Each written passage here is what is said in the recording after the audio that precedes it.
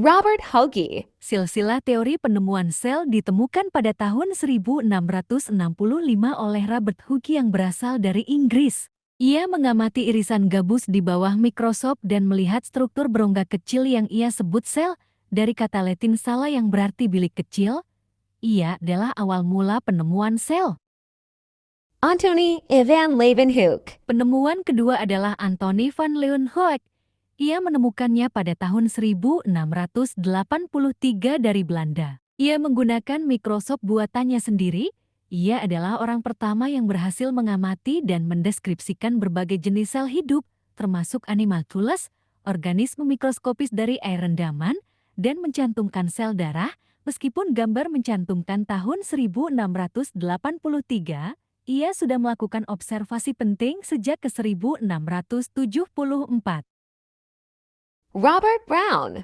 Dan orang ketiganya ialah Robert Brown.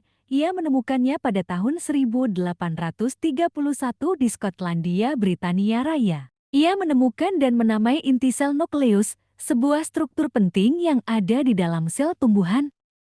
Matthias Schleiden. Matthias Schleiden ia menemukannya pada tahun 1838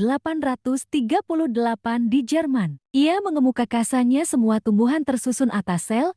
Ini merupakan salah satu pilar utama dari teori sel modern. Felix Dujardin. Felix Dujardin, ia menemukannya pada tahun 1839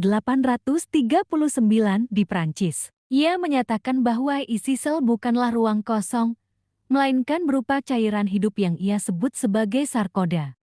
Theodor Schwann. Theodor Schwann, ia menemukannya pada tahun 1839 di Jerman. Ia memperluas penemuan Schleiden dengan menyatakan bahwa semua hewan juga tersusun atas sel. Bersama Schleiden, ia merumuskan dasar teori sel yang menyatakan bahwa sel adalah unit dasar kehidupan. Johannes Purkinje. Johannes Purkinje, ia menemukannya pada tahun 1789 sampai 1869 di Ceko, saat itu bagian dari Kekaisaran Austria. Ia adalah ilmuwan yang memperkenalkan istilah protoplasma pada tahun 1837 untuk mendeskripsikan substansi hidup yang mengisi sel. Rudolf Virchow. Rudolf Virchow, ia menemukannya pada tahun 1855 di Jerman. Ia mengemukakan postulat penting, omnis cellula et cellula, yang berarti semua sel berasal dari sel yang sudah ada sebelumnya. Ini menegaskan prinsip reproduksi sel. Max Schultz. Max Schultz, ia menemukannya pada tahun 1825 sampai 1874 di Jerman. Ia mengemukakan bahwa sel adalah unit fungsional terkecil dari makhluk hidup dan mengidentifikasi protoplasma sebagai dasar fisik dari semua aktivitas kehidupan dalam sel. August Weismann. August Weismann, ia menemukannya pada tahun 1880 di Jerman.